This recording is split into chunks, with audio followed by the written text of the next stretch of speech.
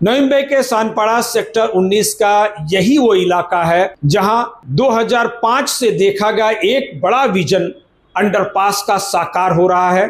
इसका नाम सोनखार अंडरपास है। मनपा के पूर्व विरोधी पक्ष नेता दशरथ भगत की संकल्पना, उनके संघर्ष और प्रयासों का प्रतिफल है यह सोनखार अंडरपास। आज पूर्व मेयर सागर नाइक के हाथों और वहां के वरिष्ठ नागरिकों की मौजूदगी में सोनखार अंडरपास का भूमि पूजन किया गया, शिलान्यास किया गया। 24 महीनों के अंदर इस अंडरपास का निर्माण होना है। लेकिन सबसे बड़ी बात जो रही, 2005 में इसकी संकल्पना सबसे पहले स्थानीय नेता दशरथ भगत के दिमाग में आई और उसके बाद लगातार प्रयास चलते रहे। 2015 में मनपा चुनाव के दौरान स्वयं स्थानीय नेता दशरथ भगत ने नागरिकों से इस अंडरपास को बनाने का वादा किया था। 2015 से लेकर लगातार इसके लिए निरंतर प्रयास चलते रहे। कानूनी अड़चनों के बीच अंडरपास उलझा रहा, लेकिन अब जाकर वन विभाग और बॉम्बे हाई कोर्ट की मंजूरी के बाद इस अंडरपास के निर्माण का शुभारंभ हुआ है।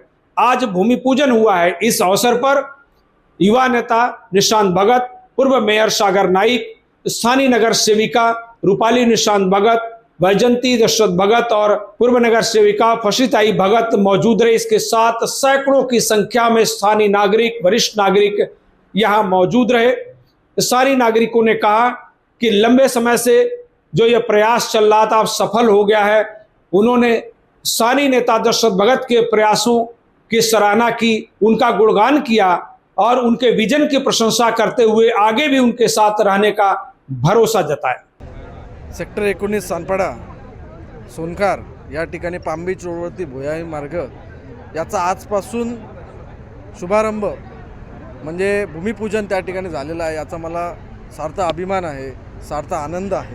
कारण की मी यामध्ये निशांतजी असतील, दशरथजी भगतसाहेब असतील, संदीपजी भगतसाहेब असतील, सर्व त्यांच्या नगरसेविका असतील, त्यांचा पाठपुरावा अतिशय जवळून त्या ठिकाणी बघितलेला आहे आणि एक आदर्श प्रभाग म्हणून त्यांनी या भागामध्ये तिन्ही प्रभागामध्ये काम केलेलं आहे आणि विविध मुद्दे हातात घेऊन त्याला पूर्णत्वास नेण्याची त्या ठिकाणी जो चळवळ ते करतात त्याची चळवळीचा रिझल्ट त्यांना लवकरात लवकर भेटतो।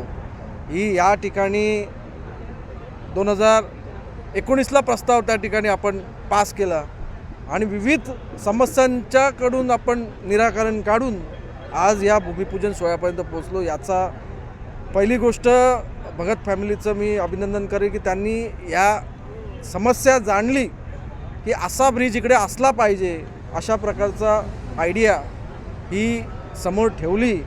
ती ठेवलीच नाही, विचार ठेवलाच नाही, तो विविध समस्यांकडून मार्ग काढत सानपाडाकरांचा मार्ग सुखकर करण्याच्या दृष्टीने पूर्ण मेहनत घेतली आणि आज ते आपल्याला साकार होण्याच्या सुरुवात झालेली आहे। याचा फायदा सानपाडामधल्या प्रत्येक नागरिकांना त्या ठिकाणी होईल, या सोनखारमधल्या प्रत्येक नागरिकांना। इस भूमि पूजन कार्यक्रम में खास तौर पर मौजूद पूर्व महापौर सागर नाइक ने 15 से 20 सालों से चल रहे इन प्रयासों की चर्चा करते हुए, उसका उल्लेख करते हुए स्थानीय नेता दशरथ भगत, निशांत भगत, स्थानीय नगर सेविका वैजंती ताई भगत और रूपाली ताई भगत की प्रशंसा की, जिनके निरंतर प्रयासों से, निरंतर फॉलोअप के बाद इस अंडरपास का सपना साकार हो पाया है। उन्होंने साफ तौर पर कहा कि निश्चित तौर पर इस अंडरपास के बनने के बाद सानपाड़ा 19 क्षेत्र से आगे वासी और पनवेल की तरफ जाने के लिए दूसरा मार्ग मिल गया है। इससे ट्रैफिक जाम की समस्या खत्म हो गई है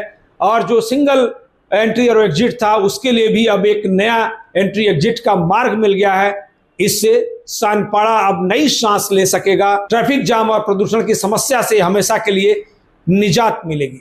इस पूरे प्रयासों को लेकर स्वयं युवा नेता निशांत भगत ने क्या कुछ कहा वो भी सुन लीजिए। उनका साफ तौर पर कहना था कि इस अंडरपास के निर्माण में पूर्व महापौर सागर नाइक, लोक नेता गणेश नाइक समेत तमाम लोगों का प्रयास रहा है, क्योंकि वन मंत्री बनने के बाद जो इसमें अड़चना थी उसको दूर करने में लोक नेता गणेश नाइक की अहम भूमिका रही है।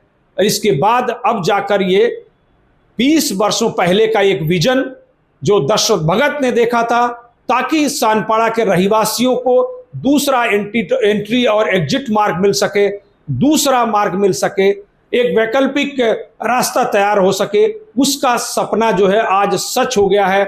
जो 2015 के मनपा चुनाव में वादा किया गया था, वो वादा आज पूरा हो गया है। तो ये वचन पूर्ति का भी कार्यक्रम है रहा और उसके साथ साथ भूमि पूजन का भी कार्यक्रम रहा। युवा नेता निशांत भगत ने इन पूरे प्रयासों को लेकर और अंडरपास के साकार हो रहे सपने को लेकर क्या कुछ कहा, वो अभी सुन लीजिए। पाम बीच या मुख्य रस्त्यावर केसर शॉल्टर समोर जो भुयारी मार्ग होणार आहे त्याचं एकूण अंदाजित खर्च 33 करोड रुपयाचा आहे।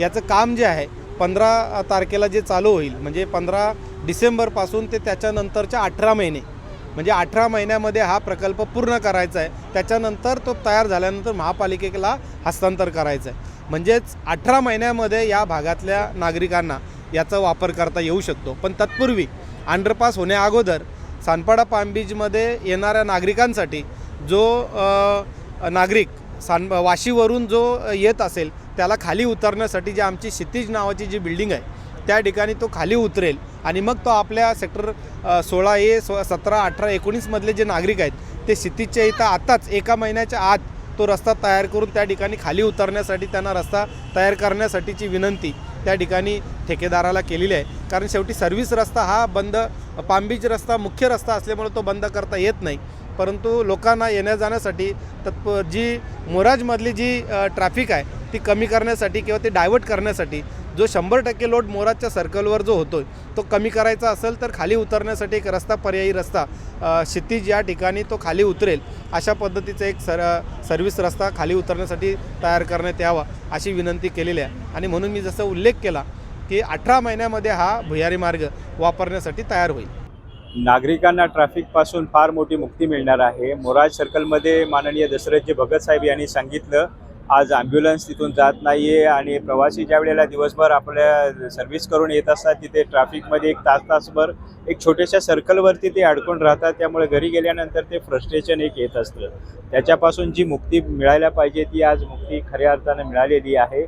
2005चा हा प्रोजेक्ट आहे, पण बऱ्याच परवानग्या याच्यामध्ये तो रखडलेला होता। माननीय गणेशजी नाईक साहेब आज अनायासे वनमंत्री झालेले आहेत, त्यामुळे ज्या काही परवानगी लिगल आहेत, फॉर्मॅलिटीज आहेत त्या फटाफट होऊन गेल्या आणि सानपाडा आणि सोनखारमध्ये ज्या लोकांना ज्या पद्धतीनं ट्रॅफिकपासून मुक्ती हवी होती ती आज खऱ्या अर्थानं मिळालेली आहे। त्यामुळे आम्ही सर्व आज आनंदित आहोत आणि उत्साहित आहोत। कामामुळे फार मोठा दिलासा या पाम बीच आणि सोनखार या विभागातील लोकांना मिळणार आहे, कारण इकडे वस्ती पण खूप झालेली आहे, नवीन बांधकामं पण चालू आहेत आणि त्या अनुषंगानं वाहनांची संख्या एवढी वाढलेली आहे की रस्ते अपुरे पडत आहेत। एकच फक्त यायला प्रवेश मोराजच्या सर्कलपासून आहे, पण तो सुद्धा नेहमी वाहतूक कोंडी, मग त्याच्यामध्ये ॲम्ब्युलन्स, त्याच्यामध्ये आजारी माणसं यांना खूप त्रास होतो, लोकांना तर खूप त्रास होतो। एक तासभर लोकांना अडवून राहावं लागतं, पोलीस त्या 10-15 मिनटं फक्त येतात, तेवढं फक्त निवारण केलं जातं। परंतु आता हा जर रस्ता लवकरात लवकर झाला त्याच्यामुळे नागरिकांना, रहिवाशी आणि पुढे सुद्धा येणारे आणखी लोक आहेत त्यांना फार याचा फायदा होणार आहे आणि फार मोठी वाहतूक कोंडी इथली मिटणार आहे। आणि या कामी मला वाटतं गणेश नाईक साहेब, संजीव नाईक साहेब, दशरथ भगत साहेब, निशांत भगत आणि या वैजयंती भगत, नगरसेविका रुपाली भगत यांनी जे मोलाचं सहकार्य केले हे नागरिकांच्या दृष्टीने फार चांगलं आहे आणि लोकांनी परत त्यांना निवडून द्यावं अशा प्रकारची मी भावना या ठिकाणी व्यक्त करतो। और देखा जाए तो जो मुराद सर्कल पे जितना जाम होता था ना, सबके लिए प्रॉब्लम होता था इस पूरे, और आज जिस तरह की बातें हुई तो देखा जाए तो एक सानपाड़ा जो है ये एक परिवार की तरह है और ये जो अंडरपास बन रहा है वो मेरे ख्याल से ये भगत परिवार और नायक जी इन लोगों की देन है। इन लोगों ने अथक प्रयास किया, हर लेवल पे लड़ाई लड़ी और तब जाकर यह पूरा हुआ और अब हम उम्मीद करते हैं कि ये जल्दी से जल्दी ये काम पूरा हो जाएगा और हम पूरे सानपाड़ा वासियों को, वासी के रहने वाले सारे लोगों को मेरी ओर से शुभकामनाएं कि हमको ये चीज़ हासिल हुआ। एक विजन रखकर काम करना कितना जरूरी मानते हैं आप किसी भी लोक प्रतिनिधि के? नहीं, बहुत ज़रूरी है। देखिए, जब तक आपके पास रोड मैप नहीं होगा ना, आप कोई भी चीज़ हासिल नहीं कर सकते हैं। तो रोड मैप का मतलब होता है कि उसके पहले आपको प्रॉब्लम को समझना होगा और जब प्रॉब्लम को समझ लेंगे तो माइंड में उसकी एक रूपरेखा बनानी पड़ेगी कि इस प्रॉब्लम को कैसे सॉल्व किया जाए। तो सही मामले में ये हमारे सही जनप्रतिनिधि हैं, इन लोगों ने यहाँ की प्रॉब्लम को अच्छी तरह समझा। आप जैसे मेंशन कर रहे थे फायर के लिए, फायर ब्रिगेड की गाड़ी कैसे आएगी या एम्बुलेंस के लिए, तो जो मुराद सर्कल पे जो जाम होता था इससे इन दो बेसिक जो ज़रूरतें हैं वो रुक जाती थी। तो आज अब जब अंडरपास बन जाएगा तो ये सारी सुविधाएं हमको आसान हो जाएगी। तो इन लोगों ने अपने विजन को पूरा किया, हर लेवल पर लड़ाई लड़ी और अब हम उम्मीद करते हैं कि जल्दी से जल्दी पूरा होगा। या एरियाच्या दृष्टीने एकदम दळणवळणासाठी एकदम टर्निंग पॉईंट आहे, कारण या विभागामध्ये एवढी ट्रॅफिक आणि गर्दी होत होती आणि लोकांना वाहतुकीसाठी खूप गैरसोय होत होती आणि त्यासाठी ते आमचे मी या विभागामध्ये 2002 पासून राहतो आणि आमचे जे नगरसेवक आहेत माननीय दशरथ भगत, निशांत भगत आणि त्यांची संपूर्ण कुटुंब, मी 25 वर्ष बघतो ते पूर्णपणे कार्यरत असतात. रात्रंदिवस ते सर्व लोकांच्या संपर्कामध्ये असतात आणि त्यांचा वैयक्तिक संपर्क प्रत्येकाशी आहे आणि ते कामामध्ये त्यांनी स्वतःला नेहमी वाहून दिलेलं असते. आणि त्यांना मी जेव्हा 1900 दरम्यान करोनाचा जो संपर्क झाला होता त्यावेळेला बरेचसे नेते मंडळी सगळी घरी असायची, पण त्यावेळेला हे जे माझे मित्र आहेत, निशांत भगत माझे मित्र आहेत, ह्यांनी जे रात्रंदिवस 24/7 जे काम केलं आणि त्यामुळे माझं तर मन त्यांनी त्यावेळेला खूप जिंकलं आहे आणि नेहमी ते लोकांनी संपर्कामध्ये असतात, काही ना काहीतरी कामं त्यांचे चालू असतात आणि लोकांच्या चांगल्या गोष्टीसाठी प्रयत्न करत असतात. तर त्याचं आपण या पुढे येणाऱ्या इलेक्शनमध्ये पण आपण त्यांना इकडच्या रहिवाशांनी सगळ्यांनी हे सगळ्या गोष्टी लक्षात ठेवून पुढे जे आपले जे नगरपालिकेचे इलेक्शन येतील त्यामध्ये सर्वांनी त्यांच्या पाठीशी उभं राहायला पाहिजे. हा एरियाचा कायापालट केला आहे आपले माननीय नगरसेवक दशरथजी भगत साहेब, फरशीबाई भगतजी ताई, परत रुपाली भगत मॅडम, निशांतजी भगत आणि वैजयंती भगत ताई. आणि असं मी पूर्वी अंधेरीला राहायचो, अंधेरीला स्पोर्ट्स कॉम्प्लेक्समध्ये खेळायचो, मला खेळण्याची फार आवड होती. तर इथे पाहिलं की इकडे नानांनी आम्हाला एक बॅडमिंटनसाठी ग्राउंड तयार करून दिलं आणि ब्रिजच्या खाली तर ॲम्फी थिएटर्स करून दिलं, म्हणजे तिथे तुम्ही skating, carrom, chess, volleyball, football, all games we can enjoy. तर असं म्हणजे मुलांना मोबाईलपासून परावृत्त करून तुम्ही मैदानी खेळ खेळण्यासाठी त्यांना एक मार्ग दिला. कारण आजकाल मुलं टी व्ही आणि मोबाईलमध्ये फारच अकडलेली आहेत आणि ॲडिक्ट झालेली आहेत. दुसरं की हा जो म्हणजे आजचा जो कार्यक्रम होता, माननीय महापौरजी आले, सागरजी नाईक, त्यांनी इथली पायाभरणी आता प्रारंभ केला आणि हा प्रोजेक्ट करण्यासाठी पूर्वत्वास नेण्यासाठी शासकीय जेवढ्या म्हणजे फॉलोअप होते किंवा ज्या ज्या परवानग्या घेण्यासाठी जो नितांत फॉलोअप होता, एवढ्या वर्षानुवर्षे 2005 सालापासूनचं त्या नानांची जी संकल्पना होती, त्यांना पूर्वीचीच कल्पना होती की हा जो भाग आहे या प्रभागामध्ये लोकवस्ती वाढणार आहे. आता पाहता टोलेजंग टॉवर्स इमारती झाल्यात, 6 मजल्याचे पार्किंग झालेत, एवढ्या गाड्यांना इथे पार्किंगला रस्ता अपुरा पडतोय. तर लोकांना ट्रॅफिकमध्येच अर्धा तास घरी यायला 10 मिनिटाच्या रस्त्यासाठी वेळ जातोय. तर पेट्रोल, प्रदूषण आणि अत्यावश्यक सेवांसाठी त्यांना फार अडथळे येत आहेत, जसे की ॲम्ब्युलन्स आहे, फायर ब्रिगेड आहे, कोणाला शाळेत इमर्जन्सीला जायचं आहे, खूप असे प्रॉब्लेम्स होतात. तर त्याच्यावर पर्यायी मार्ग म्हणून नानांच्या फॉलोअपनी आणि त्यांचं नितांत म्हणजे चिकाटी वृत्ती आणि लोकांचं भलं करायचं, लोकांना दिशा दाखवण्याचा जो मार्ग आहे, आणि त्याच्यातच गणेशजी नाईक साहेब आपले वनमंत्री असल्यामुळे ते काम सहजरित्या झालं. आता म्हणजे पूर्णतः झालं, त्यांचं पण नाव घेणं. आणि इथे राहायला आल्यापासून म्हणजे गणेशजी नाईकांसाहेबांच्यामुळेच आम्ही तिकडे अंधेरीला राहतो, तिथे पाणी फक्त 1 तास सोडायचे.